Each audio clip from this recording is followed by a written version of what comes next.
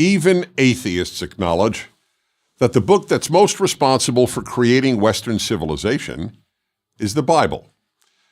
Until very recently, that was considered quite an achievement. After all, it was Western civilization that created societies rooted in individual liberty, rooted in democracy, that affirmed the equality of all people, and which gave the world the notion of universal human rights. Of course, these unique moral ideals took centuries to be realized, and the ideals were often violated. But only the West formulated these ideals, let alone achieved them, and then spread them around the world. In the last half-century, however, many of the recipients of these gifts, especially the well-educated, no longer regarded Western civilization as morally superior to any other. And as reverence for Western civilization fell, so did reverence for the source of that civilization. The Bible has not only been neglected, but reviled, as a foolish fairy tale at best, and as an immoral work at worst. This view springs not from intellectual rigor, but from intellectual laziness. People throw out all sorts of objections to the Bible as if there were no rational and moral responses to those objections. But the fact is, there are rational and moral responses to all those objections. I give many of them in my book, The Rational Bible, but let me offer two here. In the biblical book of Deuteronomy, it says, if someone has a rebellious son who does not obey his father and mother, his parents can take him to the elders of the city for judgment, and if the son is found guilty, the citizens are to stone him to death. Sounds pretty primitive, doesn't it? In fact, however, it was an enormous moral leap forward.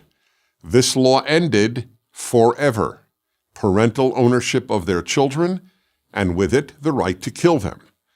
The brilliance of this law was that it seemed to preserve the absolute authority of parents, but in fact ended it.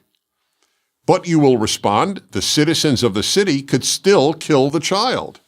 Theoretically, that was true, but we have no instance of it ever happening in the history of the Jews, the people who brought the book into the world and lived by its rules. Critics of Western religion also often cite the famous biblical law, an eye for an eye, tooth for a tooth, hand for a hand, etc., as another example of an immoral biblical law. But this law, known by its Latin name, lex talionis, the law of retaliation, was another great moral advance. It was not meant to be taken literally, and it never was, for the simple reason that it's impossible to exactly duplicate bodily harm. Only a life for a life was meant literally, and taken literally, there is capital punishment for premeditated murder. So then, what did it mean? For one thing, lex talionis is the ultimate statement of human equality. Every person's eye is as precious as anyone else's. The eye of a prince is worth no more than the eye of a peasant. This was completely new in history. The Babylonian Code of Hammurabi, for example, legislated that the eye of a noble was of much greater value than the eye of a commoner.